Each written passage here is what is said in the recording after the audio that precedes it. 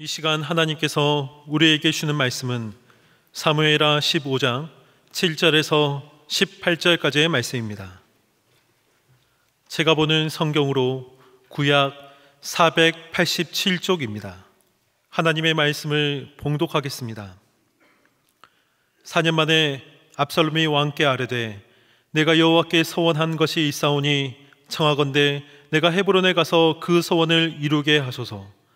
당신의 종이 아람 그술에 있을 때에 서원하기를 만일 여호와께서 반드시 나를 예루살렘으로 돌아가게 하시면 내가 여호와를 섬기리이다 하였나이다. 왕이 그에게 이르되 평안히 가라 하니 그가 일어나 헤브론으로 가니라. 이에 압살롬이 정탐을 이스라엘 모든 집합 가운데 두루 보내 이르기를 너희는 나팔 소리를 듣거든 곧 말하기를 압살롬이 헤브론에서 왕이 되었다 하라 하니라. 그때 청함을 받은 200명이 압살롬과 함께 예루살렘에서부터 헤브론으로 내려갔으니 그들은 압살롬이 꾸민 그 모든 일을 알지 못하고 그저 따라가기만 한 사람들이라. 제사 드릴 때에 압살롬이 사람을 보내 다윗의 모사 길로 사람 아히도벨을 그의 성읍 길로에서 청하여 온지라. 반역하는 일이 커가매 압살롬에게로 돌아오는 백성이 많아지니라. 전령이 다윗에게 와서 말하되 이스라엘의 인심이 다 압살롬에게로 돌아갔나이다 한지라. 다윗이 예루살렘에 함께 있는 그의 모든 신하들에게 이르되 일어나 도망하자. 그렇지 아니하면 우리 중 한 사람도 압살롬에게서 피하지 못하리라. 빨리 가자. 두렵건대 그가 우리를 급히 따라와 우리를 해하고 칼날로 성읍을 칠까 하노라. 왕의 신하들이 왕께 이르되 우리 주 왕께서 하고자 하시는 대로 우리가 행하리이다. 보소서 당신의 종들이니이다 하더라.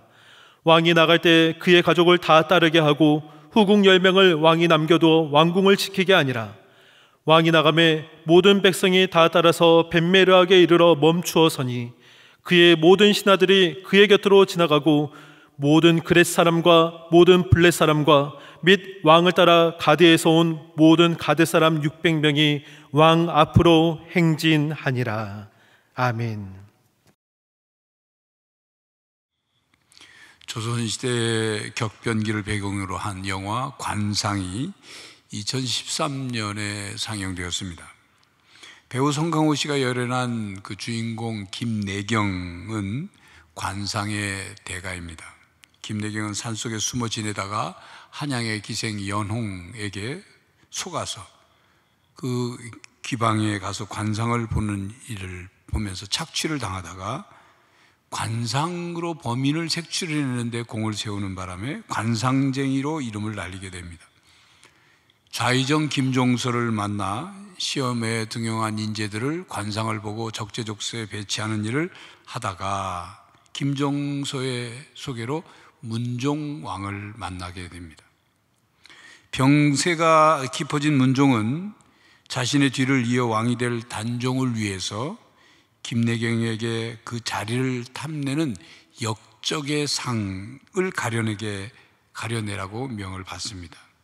좌의정 김종서는 김내경에게 수양대군의 관상을 보라고 명합니다. 근데 그 수양대군은 자기 대신 다른 사람을 김내경에게 보냅니다. 그러니까 김내경은 그가 진짜 수양대군인지 알고 그를 관상을 받는데 역적의 상이 아니라고 보고를 합니다. 문종이 죽고 난 뒤 김내경은 진짜 수양대군을 보고 그 얼굴에서 역적의 상을 보았고 또 그가 역모를 일으킬 거라는 것을 알아차립니다. 그 후에 김내경은 수양대군의 부하에게 납치돼서 수양대군을 직접 대면하게 됩니다. 수양대군은 당대 천재 관상가로 알려진 김내경을 보고 자기가 왕이 될 쌍이냐 그렇게 추궁해서 묻습니다. 왕이 되기 전에 어느 편에 설지를 결정해라 하고 말하지만 김내경은 아무 말도 하지 않습니다. 김내경은 좌의정 김종서를 만나 그 수양대군을 막아야 한다고 말을 하고 그 수양대군을 막는 거사를 도모를 합니다. 그러나 수양대군은 부하를 시켜서 좌의정 김종서를 죽이고 그리고 궁궐의 모든 대신들을 죽입니다. 결국 단종은 자신을 보필할 세력을 잃고 수양대군에게 왕위를 내어주게 됩니다. 그 영화의 마지막 장면에서 김내경은 자신의 아들이 죽고 자신도 몰락하는 과정을 겪으면서 혼자 한탄하는 말을 이렇게 읊조립니다. 파도만을 보았어. 파도는 바람이 만드는 거야. 바람을 보았어야 했어. 결국 파도는 조각나서 부셔져 버리거든. 난 사람의 얼굴만 보았을 뿐 시대의 모습을 보지 못했소 라고 후회를 합니다. 얼굴만 보고 판단했으니 시대의 흐름, 역사를 움직이시는 하늘의 손을 보지 못했던 것입니다. 요즘 우리나라는 나라의 대통령을 뽑는 일로 난리입니다. 마치 잔잔한 호수에 몇 마리 물고기들이 호수의 왕이 되겠다고 난리를 치니 호수에 가라앉아 있던 온갖 쓰레기, 온갖 찌꺼기들이 물 위로 솟아오르고 시간이 지날수록 더 흙탕물이 많아지는 정치판을 우리는 보고 있습니다. 그렇게 이 세상에는 각종 권력을 잡으려고 이전 투구가 일어나는 경우들이 많습니다. 권력을 잡으면 권력의 맛이 대단한가 봅니다. 무슨 완장이라도 하나 차기라도 하면 그것도 권력이라고 권세를 부리니 말입니다. 오늘 본문 말씀은 다윗의 아들 압살롬이 아버지 다윗이 아직 왕으로 다스리고 있는데도 아버지를 제거하고 권력을 잡는 내용입니다. 압살롬의 어머니는 작은 나라 그술의 그 왕 달메의 딸 공주였습니다. 압살롬은 공주였던 어머니의 영향 때문인지 아니면 그의 뛰어난 외모 때문이었는지 교만했고 정치 권력에 야심이 많았던 것 같습니다. 자신이 정식 절차로 왕이 될 수 없다는 것을 알고 치밀한 전략을 세워 정치적 술수로 사람들의 마음을 훔쳤습니다. 4년 동안 치밀하게 백성들의 마음을 훔친 압살롬은 다윗의 나이 60세, 압살롬의 나이 28세가 되었을 때 자기 세력을 구축했다고 확신하고 헤브론에서 마침내 아버지의 왕권을 도전하는 반란을 일으켰습니다. 형 암논이 죽은 후 압살롬은 왕위를 이어받을 1순위 서열이었는데 왜 쿠데타를 일으켰을까요? 자신에게 암논을 죽인 전과가 있고 아버지와의 관계에 문제가 있다는 것을 너무도 잘 아는 압살롬은 정상적인 방법으로는 자신이 왕이 될 수 없다는 것도 잘 알았습니다. 그러므로 정상적이지 않은 방법으로 왕이 되려고 한 것입니다. 물론 압살롬의 마음속에는 자기 나름의 어떤 정의를 이루겠다는 생각이 있었겠죠. 또 아버지는 이제 늙고 분별력이 흐려졌으니 젊고 정의로운 자신이 왕이 되어 다스려야 한다, 그런 생각이 가득했겠죠. 자기를 이렇게 만든 것도 아버지고 자기를 사람들, 백성들이 자기가 왕이 되기를 원하게 된 것도 아버지 때문이다, 그렇게 생각했겠죠. 그렇게 압살롬은 아버지를 죽이고 왕위를 찬탈하겠다는 생각을 굳혔습니다. 이제 거사를 일으키기만 하면, 그리고 예루살렘 왕궁을 접수하기만 하면 그는 왕이 될 수 있을 것이라고 결론을 내렸습니다.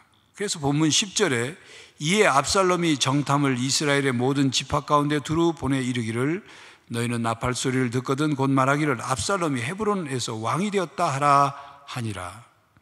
압살롬은 사람들을 시켜서 전국에 소식을 전하기로 했죠. 압살롬이 헤브론에서 왕이 되었다, 그런 소식을 알리라고 했습니다.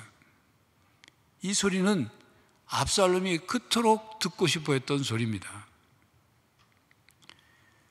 성경에 보면 이스라엘의 왕이 되는 세 가지 과정이 있습니다. 첫째는 여호와 하나님께로부터 기름 부음을 받아야 합니다. 오직 하나님께서 이스라엘의 왕을 세우시기 때문입니다.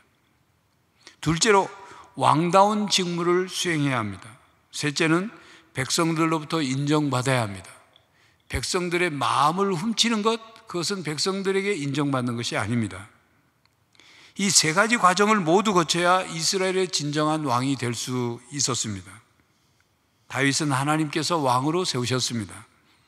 다윗은 왕이 되고 싶은 야망이 있거나 자기 지혜와 능력과 방법으로 왕이 되려고 하는 그런 생각이 없었습니다. 다윗은 다만 하나님의 뜻을 구하고 물었습니다. 왕은 하나님께서 세우시는 일이기 때문입니다. 그러나 압살롬은 하나님과 상관없이 왕이 되기 위해서 주도면밀하게 계획을 세우고 세상의 방법을 동원하여 백성들의 마음을 훔쳐서 왕이 되기만 하면 된다, 그렇게 생각했습니다.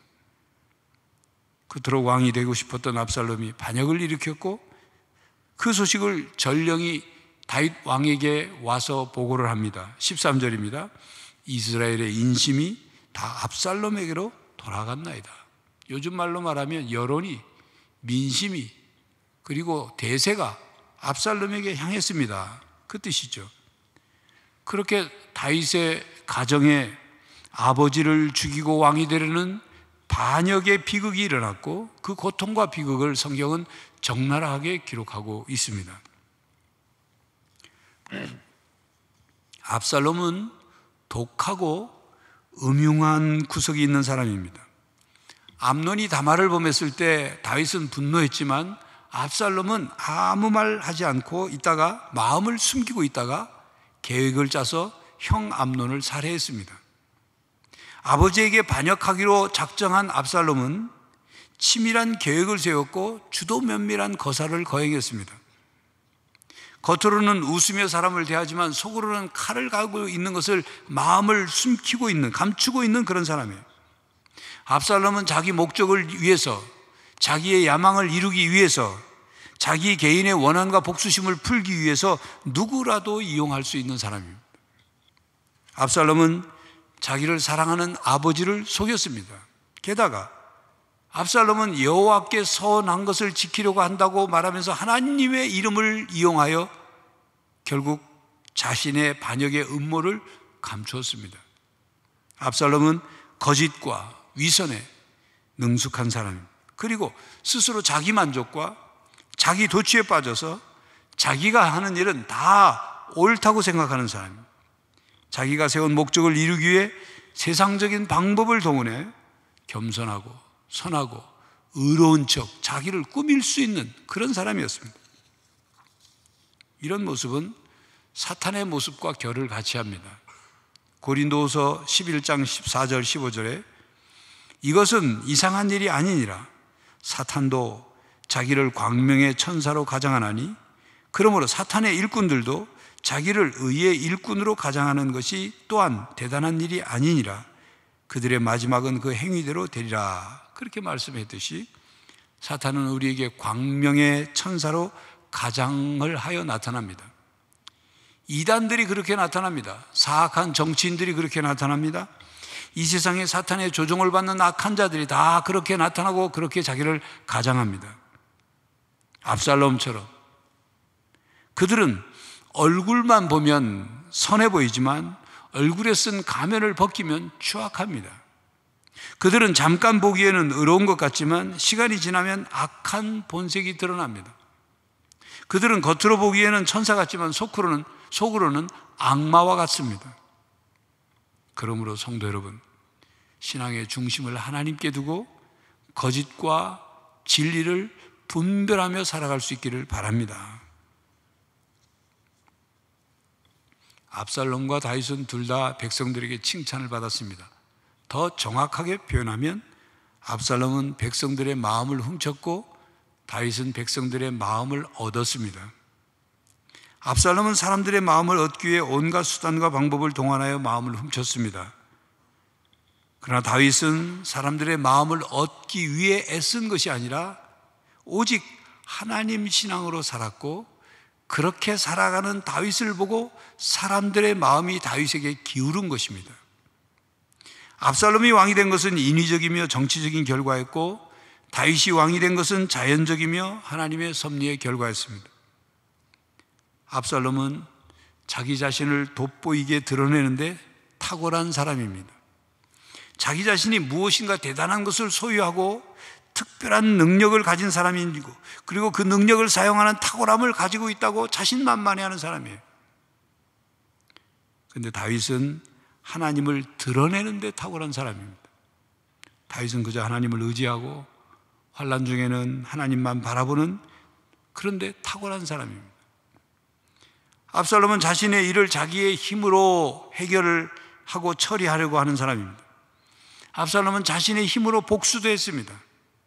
여동생이 당한 능욕과 상처를 해결하기 위해서, 그 여동생의 마음을, 상처를 치유하기 위해서 복수라는 방법으로 그렇게 형을 죽이면 다 치유가 될 걸로 생각한 거죠. 압살롬은 하나님께 묻거나 하나님께 기도하지 않고 자기의 힘으로 처리했습니다. 하나님이 심판해 주시기를 맡기고 기다리지 않았습니다. 그러나 다윗은 중요한 일이 있을 때마다 하나님께 물었습니다. 하나님의 뜻을 구했습니다. 하나님의 심판을 기다렸습니다. 그리고 다윗은 자신이 지은 죄를 회개할 줄 아는 사람이었습니다. 그러나 압살롬은 죄를 회개할 줄 모르는 사람입니다. 다윗은 하나님 앞에서 자신을 겸손히 낮추는 사람입니다. 그러나 압살롬은 하나님 앞에서 자신을 겸손히 낮출 줄 모르는 사람입니다. 압살롬이 성문 앞에서 자기를 찾아오는 사람에게 겸손한 척하며 그들을 마음을 훔쳤지만 압살롬은 결코 겸손한 사람이 아닙니다. 다윗은 하나님께서 함께 하시는 사람입니다. 그러나 압살롬은 하나님과 함께 하지 않았습니다.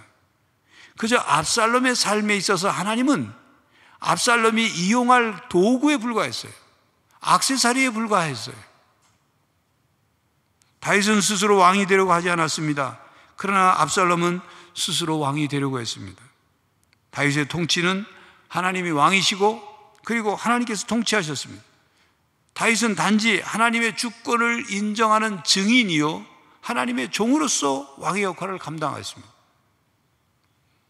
그러니까 다윗은 왕이었지만 하나님 앞에서 종이었고, 압살롬은 스스로 왕이 되었지만 하나님께서 인정하지 않은 왕이었습니다. 성도 여러분, 성경은 이 압살롬이 왕이 되는 것과 다윗 왕을 통해서 우리에게 무엇을 말씀하고 있을까요? 우리가 무엇을 깨닫기를 원하실까요? 압살롬은 하나님 없는 인본주의자의 삶을 살았습니다. 다윗은 하나님 중심의 신본주의자의 삶을 살았습니다. 압살롬 왕은 하나님 없이 사는 사람의 대표적인 인물입니다. 다윗 왕은 하나님과 함께 하나님 중심으로 사는 사람입니다. 그렇기 때문에 하나님은 우리가 압살롬처럼 자기 힘으로 목적을 성취하려는 것이 아니라 다윗처럼 하나님의 뜻과 손에 맡겨진 자리에 있기를 원하신다, 그 메시지입니다. 압살롬은 자기 성취를 위해 치열하게 살았습니다. 그러나 다윗은 자신이 얻은 왕위조차도 하나님의 뜻이 아니면 겸손히 내려놓을 줄 아는 삶을 살았습니다. 다윗은 자기 성취가 아니라 자기 부인을 했고, 인기와 성공이 아니라 겸손과 순종으로 살았습니다. 다윗은 이스라엘에 하나님의 구원이 임하도록 자신을 헌신함으로써 백성들의 마음을 얻었습니다. 목숨을 걸고 전쟁에 나가 싸우며 이스라엘의 구원을 위해 헌신하였습니다. 그러나 압살롬은 평생 동안 한 번도 전쟁에 나가 싸우며 이스라엘의 구원을 위해 헌신하지 못했습니다. 그리고 다윗은 묵묵히 사명을 성취하는 사람이었습니다. 그래서 하나님의 마음과 백성들의 마음을 얻었습니다. 압살롬은 자기 스스로 목표를 세우고 그 성취를 위해 백성들의 마음만을 훔쳤습니다. 압살롬은 결코 하나님의 마음을 얻지 못했습니다. 압살롬은 자기 스스로 자기 머리에 손을 얹고 자기 스스로 자기를 왕으로 세웠습니다. 내가 나를 이스라엘의 왕으로 세우노라, 이런 거죠. 하나님께서 압살롬을 왕으로 세우지 않으셨습니다. 다윗은 하나님께서 기름 부으신 왕이지만 압살롬은 하나님의 기름 부으심이 없었습니다. 사람들은 압살롬을 왕이라고 불렀겠지만 하나님은 그를 왕으로 인정하지 않으셨습니다. 그렇습니다. 우리가 살아가면서 나 자신이 확신을 가지고 다른 사람들이 모두 그렇다고 말한다고 해서 모든 것이 끝난 것이 아닙니다.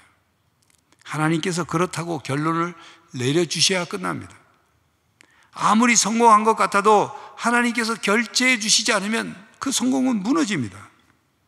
자기가 아무리 좋은 의도로 최선의 노력을 기울여 어떤 목표를 성취했다고 할지라도 하나님이 아니야 그러시면 그냥 무너지는 거예요. 이것이 우리 삶의 중요한 원칙이고 기준입니다. 세상의 기준으로 아무리 합격이 되었다 할지라도 하나님의 기준에 합하지 못하면, 못 미치면 불합격인 거예요. 결국 모든 일은 하나님의 손 안에 달려있음을 우리는 분명히 깨달아야 합니다. 이것을 믿고 인정하고 받아들여야만 우리의 신앙이 성장해요. 우리의 신앙이 성숙해지는 겁니다. 그렇기 때문에 다윗은 언제나 하나님께 먼저 묻고 기도하며 하나님의 뜻을 구했습니다. 다윗은 왕이었지만 언제나 하나님을 왕으로 섬기며 살았습니다. 하나님께 다스리심을 받았습니다. 그런 다윗을 하나님께서 항상 도우셨고 또 인도하셨습니다. 그러나 압살롬의 기록을 보면 압살롬은 한 번도 하나님께 제대로 기도한 적이 없습니다. 하나님의 뜻을 구했다는 기록이 없습니다. 그러니 압살롬은 한 번도 하나님의 도우심과 인도하심을 경험하지 못했던 겁니다. 왜 그랬을까요? 압살롬은 왜 하나님 없는 삶을 살았을까요? 압살롬은 자기 사랑이 가득했습니다.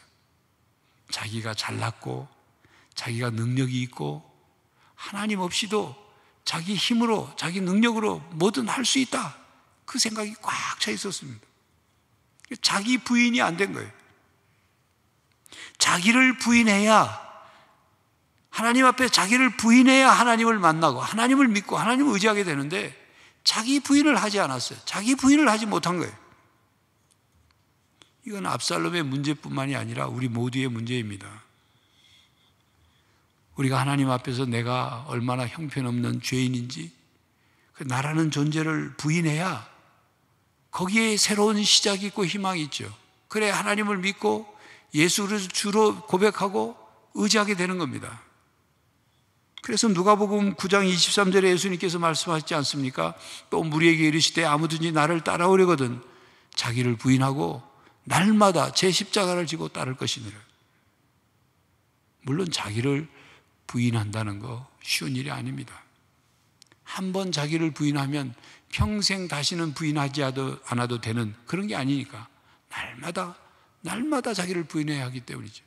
그렇게 해야 내 안에 주님을 주인으로 모시고 살 수 있고, 그렇게 해야 주님이 나의 왕이 되셔서 내 삶을 다스려 주시는입니다. 내가 주인이 되고 내가 내 삶의 왕이 되면 하나님 통치를 받지 않아요. 하나님 명령에 순종하지 않습니다. 하나님의 뜻을 따르지 않습니다. 하나님의 말씀이 더 이상 귀에 들리지 않습니다. 그냥 자기 생각에 옳은 대로 살아가는 거예요. 압살롬이 그렇게 살았어요. 하나님 없는 삶을 사는 것입니다. 그렇기 때문에 압살롬은 그토록 왕이 되고 싶었지만 하나님 앞에 왕이 될 수 없었던 것입니다. 이 세상에는 하나님을 믿고 섬기는 사람과 하나님 없이 사는 사람, 이 두 종류로 구분이 됩니다. 이 세상의 역사는 하나님 없이 하나님을 거역하는 역사와 하나님을 섬기며 하나님의 뜻을 이루어가는 역사로 구분이 됩니다.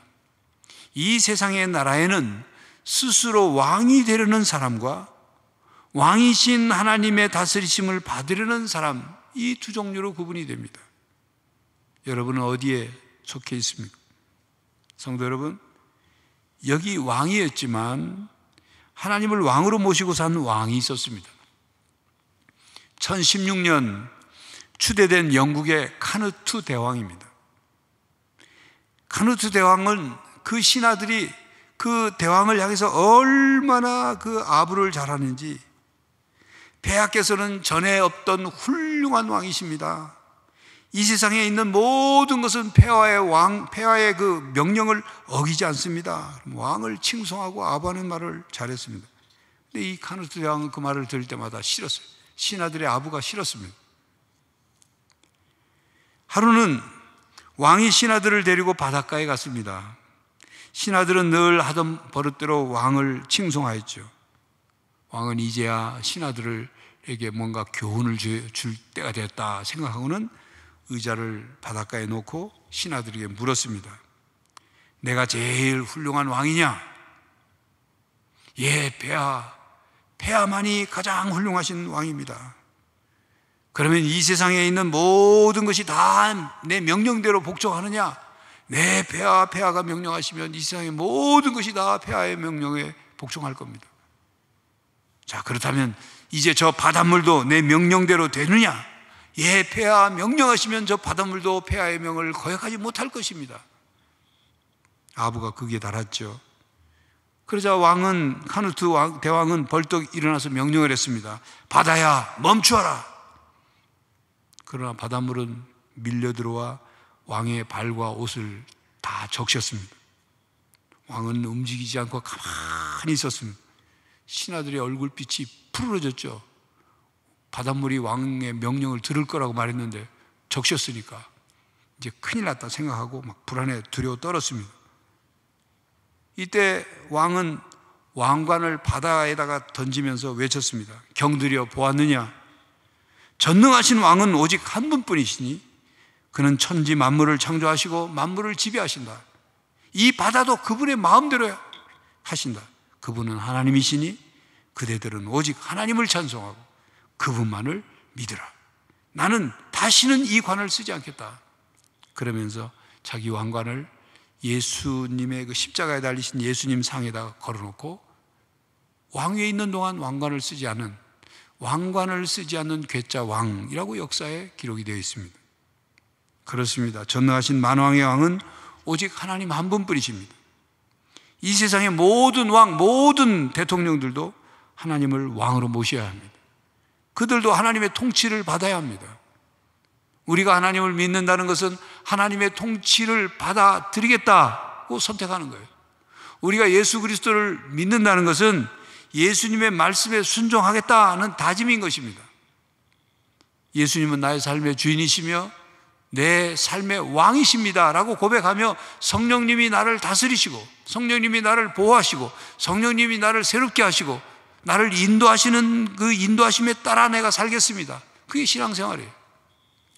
왕이신 하나님의 자녀로 살아가는 것입니다. 그러므로 성도 여러분, 압살롬처럼 살지 마십시오. 내가 나의 주인이 되려고 애쓰고 내가 나의 삶의 왕이 되려고 애쓰지 마십시오. 다윗처럼 왕이신 주님을 믿고 의지하며 섬깁시다. 그리하여 이 세상에서 사는 동안 하나님이 여러분과 함께 하시고 이후에 영원한 하나님 나라에 들어가서 왕의 자녀로서 왕이신 하나님 나라의 그 영원하신 유업을 이어받는 상속자들이 되시기를 간절히 바랍니다.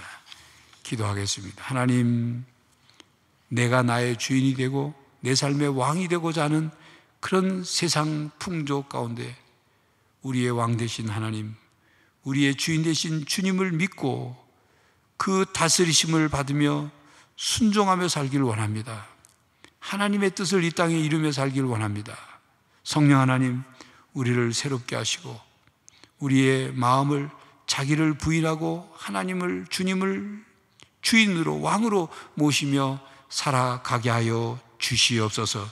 예수 그리스도의 이름으로 기도하옵나이다. 아멘. 성도 여러분, 압살롬처럼 살지 맙시다. 내가 주인이 되고 내가 왕이 되려고 하지 마십시오.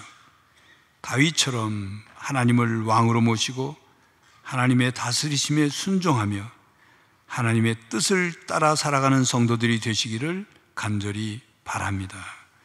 지금은 우리 주 예수 그리스도의 은혜와 하나님 아버지의 사랑과 성령 하나님의 교통하심이 하나님의 다스림을 받고 하나님 뜻을 따라 살기로 다짐하는 모든 성도들과 가정과 삶의 현장 위에 이제로부터 영원히 함께 하시기를 간절히 축원하옵나이다. 아멘.